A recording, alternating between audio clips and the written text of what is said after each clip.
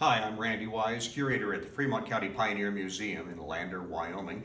Welcome to our latest virtual Discovery Speaker Series, sponsored by the Wyoming Community Bank. Tonight's speaker is Robin Whiteplume, and he has a new book out called the Sho-Rap Highway. Robin was a firefighter for many years, based out of the Wyoming Indian Reservation, and he has written a book about his adventures, the history of the Shoshone and Arapaho firefighters and Native American firefighters across the West. Fascinating story. The book is for sale here at the museum. So please welcome Robin Whiteplume.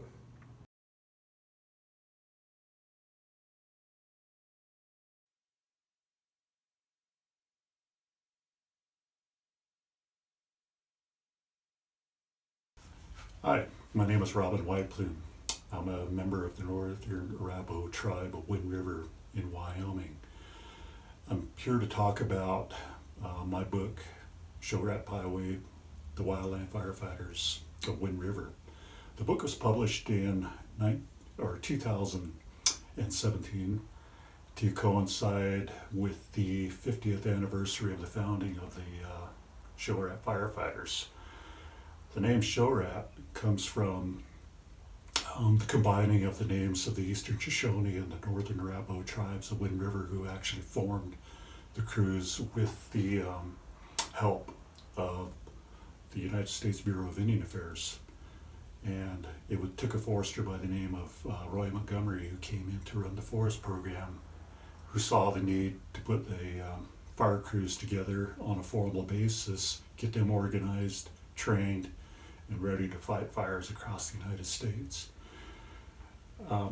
My career began in the Bureau of Indian Affairs in 1985.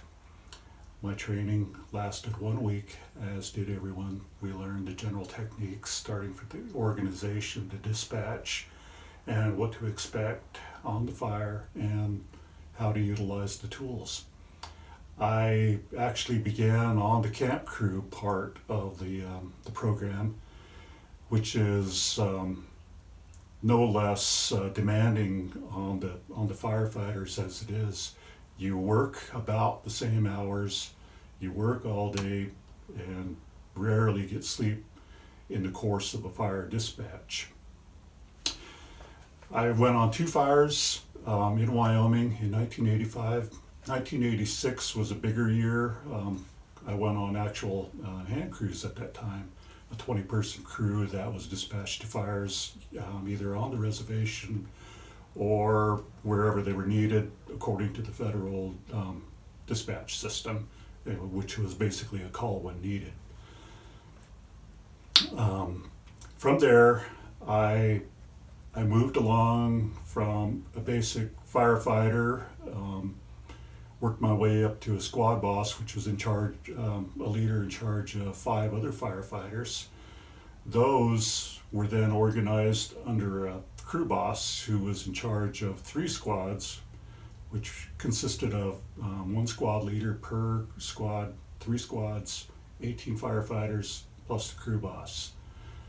And I worked my way through many dispatches throughout the years, formally stopped going with the Showraps in 1998 when I joined the Bureau of Indian Affairs as an engine crew member. And from there I worked as on the wildland fire engines until 2002, when I became the fire prevention officer until 2009. Although the Showraps were not organized until 1967, the firefighting organization on Wind River consisted of volunteers and people organized into crews however they could get on a call when needed basis. Up until then, the reservations and the forests across the United States depended upon volunteer labor and organized crews that they had of their own, but there was no organized Native American crews at the time.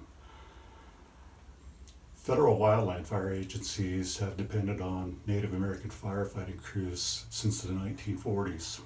The first organized Indian crew was a 25-man Mescalero Apache crew known as the Red Hats, formed in 1948 by the Bureau of Indian Affairs to fight fire on the Mescalero Apache Reservation in New Mexico. The next year, the Red Hats worked on a fire on the Lincoln National Forest in New Mexico. A Hopi crew was established in 1949, and the Red Hats and the Hopi crew were dispatched to out-of-region fires in California. Based on the success of these crews and their firefighting reputations, other crews were established on the Zuni, Taos, Jemez, Shaw, and Cochiti Pueblos. In 1951, the Southwest crews were organized as the Southwest Indian Forest Firefighters, also known as SWIF. In 1955, firefighters from 7 reservations in Montana and Idaho established the Montana Indian Firefighters, or MIF. In 1957, the Bureau of Land Management organized crews among the Indians and Eskimos of Alaska. Now, these Native American fire crews established good reputations fighting fires throughout the western United States. The work also brought pride and prestige and created employment on reservations where the jobs were scarce. Organized firefighting crews were not established on the Wind River Indian Reservation until much later. Because of the demand for well-qualified and high-performing firefighting crews by the federal and state agencies, and the opportunities to provide employment for Arapaho and Shoshone tribal members of the Wind River Reservation with its high unemployment rate, the Showrap crews were organized in 1967. The basis of the book, it provides a history of the Sho-Rap firefighting crew organization throughout the years. Now, formal funding for Native American firefighting originated in 1910 with the passage of several bills that benefited the Department of Interior, the U.S. Indian Service at that time. They set up programs where fire guards could be established on the reservation and utilized to track and fight fires within the forests of the reservation. That carried on until the CCC program came along in the 1930s to deal with unemployment. As far as the New Deal established by President Franklin Roosevelt. Funding was set up for tribes to protect and manage their own resources. So funding was utilized to hire people to build roads on the reservation, to improve trails, and to basically set up infrastructure to be able to reach areas that had not been able to be reached before, and for the protection of the timber resources which were going to be harvested later. Several cabins were established for some of the camp guards in such places as St. Lawrence Basin, Washkey Park, and Mosquito Park, among others.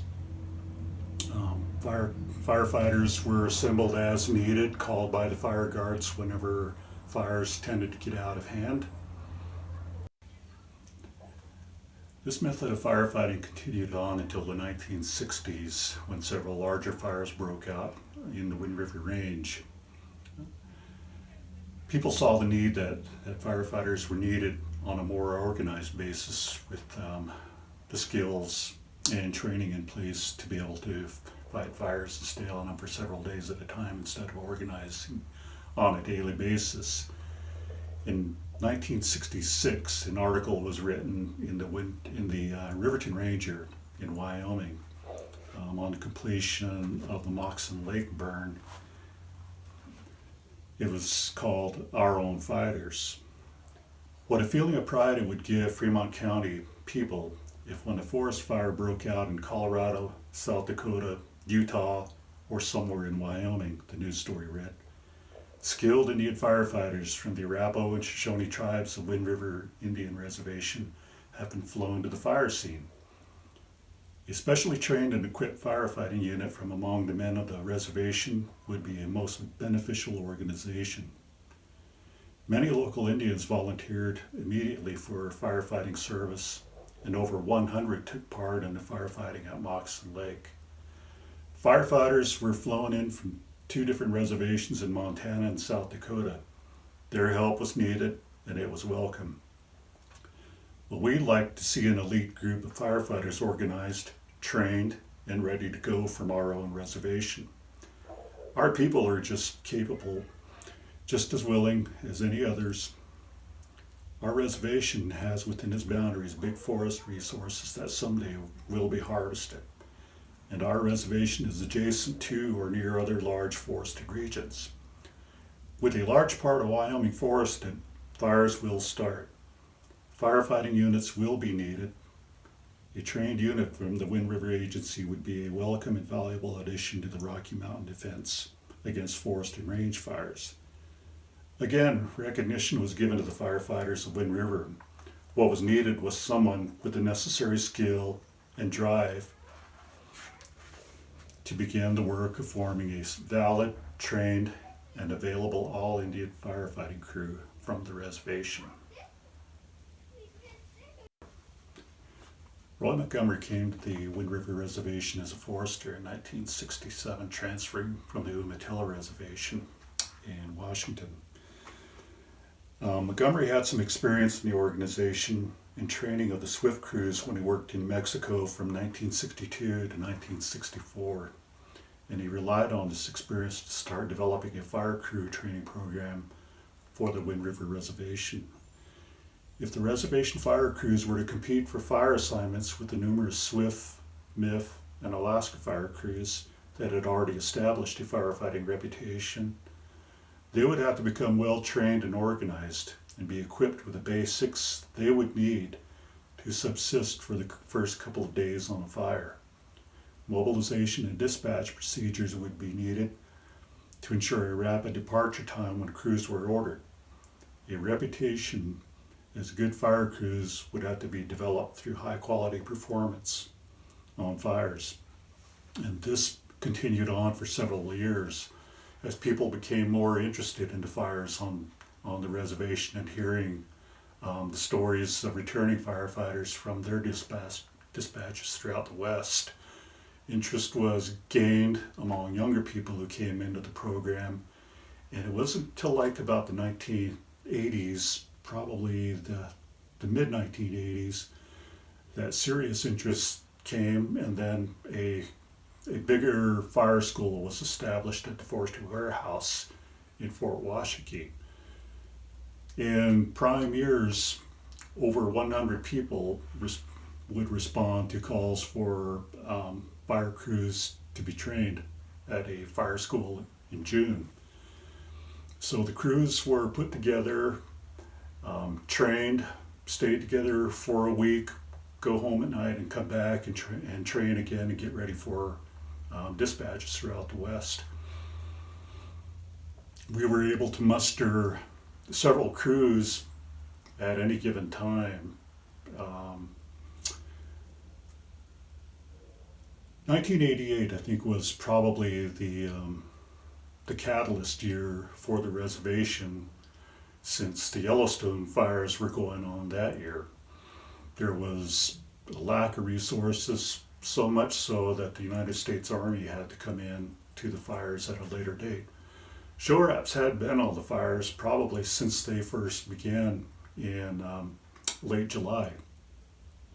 The Showraps had been on fires earlier in the year, from the reservation to the intermission fire in the Bighorn Mountains, to the Unit 40 fire west of DuBois.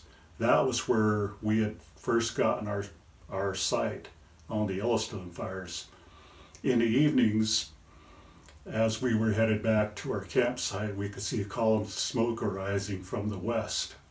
And since we had smelled the smoke from before, which was not of origin at our fire, we knew that there was big development going out west. Crews were shuttled in and out of Yellowstone as they timed out, and when injuries developed and when there was just needed time off for the crews, we knew that we could send them back to Fort Washakie, get refitted, reorganized, and sent back to the fire lines in Yellowstone. This lasted until well after Halloween, the first part of November in 1988 when the snows came and it became too difficult to access many of the fires. It was the weather itself that finally put the final stamp on the fires in 1988. 1988 was the benchmark year for the Sho-Rap Firefighters, but the work didn't end there. Several fires were noted throughout the Rocky Mountain region that the Sho-Rap firefighting crews responded to. But 1990 marked another year where there was new scenery, new type of fire that the Showraps had to respond to. One of these was in California.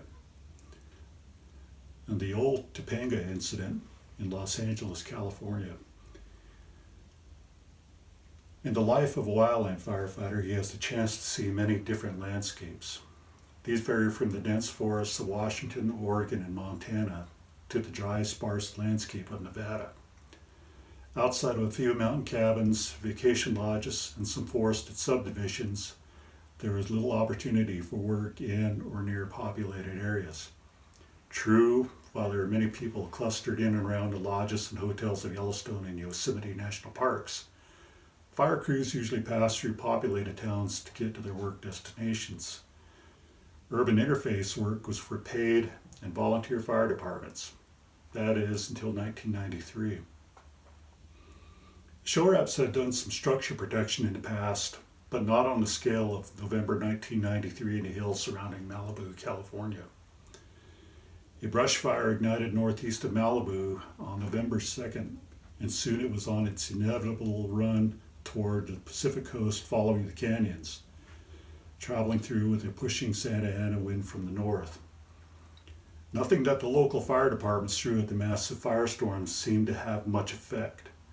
Within minutes of the initial 911 call reporting, the fire came the largest mobilization of emergency resources in the history of the state of California.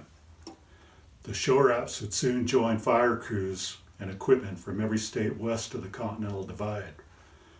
By the end of the second operational period, over 129 hand crews had been ordered for the incident, along with 835 fire engines, making a total of over 7,000 personnel either actively fighting the fires or en route to the area. By November 4th, most of the fire had made its run and resources were being turned around. Those already on duty would soon be headed home. The Showraps and other native crews had an opportunity to see new things while awaiting a new fire assignment. They had time to jump in the ocean, eat foods from a wide variety of vendors who offered free meals to the firefighters, and at the least represent their agencies in the Malibu fires. In April of 1995, the fire crews had an opportunity to travel east of the Mississippi River for a series of fires in the Appalachians. If you were paying attention that spring, then you would grab one of the coveted places on one of the Showrap crews. And this speaking from the viewpoint of being one of the firefighters. After flying into Johnson City, Tennessee, the crews were bused to Western Virginia, staying overnight in the Coliseum at Salem. Fires there were to the north and northwest of the Roanoke-Salem area. Many Showraps had not fought fire in the eastern woodlands. There were problems in adapting to the tool use. The crews had to clear, not cut, fire line in hardwood-dominated landscape. In the front of the crews were chainsaws and Pulaskis, usually were the tools of choice and necessity, were leaf blowers. After the leaf blower bearers had passed, then came the hand rakes and the regular tools of the trade, the Pulaski, the shovel, and a McLeod, were interspersed throughout the crews. Building fire line in hardwoods was different. Soon the Showraps were headed back to the Tri-Cities in Tennessee to fight the fire in the hills and hollers south of Johnson City. Though fire activity was down, there was still opportunity to build traditional fire line. The crews were warned that the local populace might ignite fires behind and or below them by rolling ignition devices, such as flaming tires, into the drainages, though the only real danger came from the copperhead snakes. They were supposedly to be invisible in the down foliage, where you could sit on one or come close enough to be bitten and not even see it. The assignment soon passed, and back home went the crews. One of the last incidents of note that the Showrap crews participated in was in 2003 with the recovery of the Space Shuttle Columbia. In February of 2003, an unprecedented all-risk incident materialized covering parts of East Texas and into Louisiana. It involved 587 20-person crews in a situation where most of them had never encountered. Crews and teams were dispatched from all 50 states into a search and recovery mission for the Texas State Forest Service on behalf of the National Aeronautics and Space Administration. Little did the Showrap firefighters know that as they watched news coverage of the breakup of the space shuttle over the southwest U.S., that they would call to the earliest incident of the year. They, along with what would become a 16,500 person force, converged on the incident command post set up in East Texas. Within 6 days of the recovery startup mission, 4 Native American fire crews from Oklahoma were dispatched to the site. Because they were close to the search area, it was natural they would be among the first there. The grid search pattern used in the Columbia recovery incident was old hat to the wildland firefighters assigned, since that was part of their training, looking for hidden hotspots on a fire. After enduring adverse conditions ranging from wet and cold to hot and sticky to snakes, chiggers, and snapping turtles, that mission was accomplished with the recovery of all of the remains of the space shuttle. Showraps headed home along with other Native crews that were assigned to the Columbia recovery.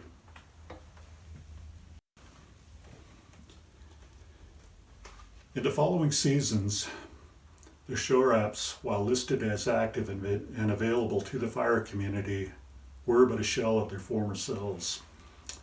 At the height of the Showrap experience from 1985 to 2002, 8 20-person crews could be sent to off-reservation assignments at one time, with several more available for local fires.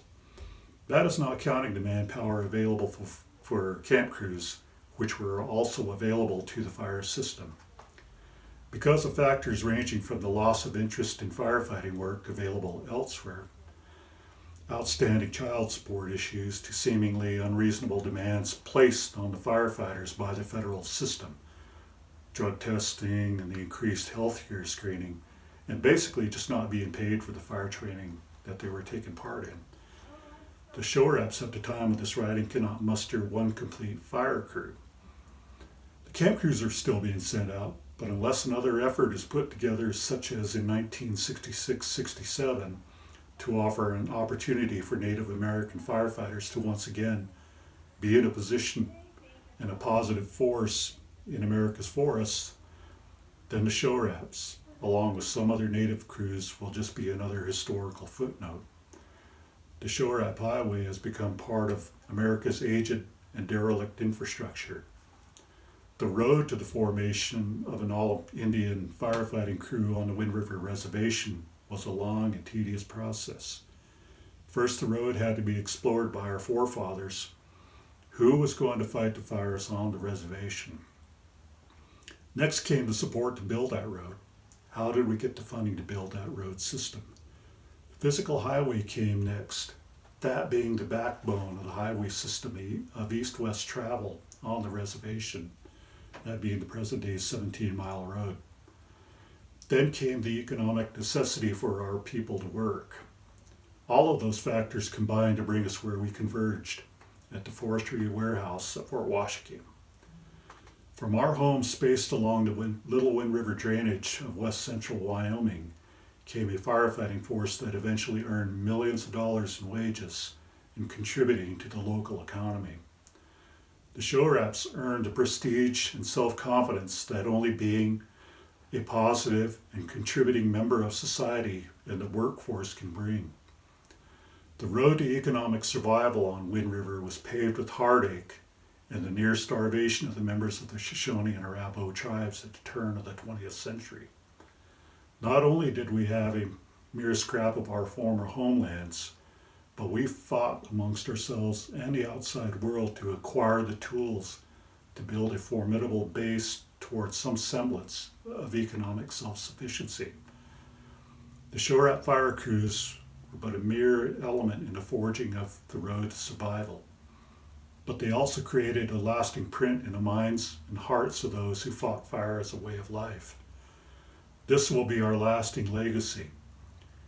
We didn't do it for the challenge or the excitement of fighting a raging forest inferno. We fought fire as a means of living, from a fight to live to a live to fight mentality. That was the life of a Showrap firefighter. Thank you for joining us tonight for our speaker, Robin Whiteplume, who has written a new book, The Sho-Rap Highway, for sale at the museum. It tells the story of the Shoshone and Arapaho firefighters who have fought fires all over the American West. This is our latest virtual Discovery Speaker Series. This year we're doing things mostly virtually. We will have some live speakers later in the fall. We'd like to thank our sponsor, Wyoming Community Bank, without whose support we wouldn't be able to bring you interesting speakers like this.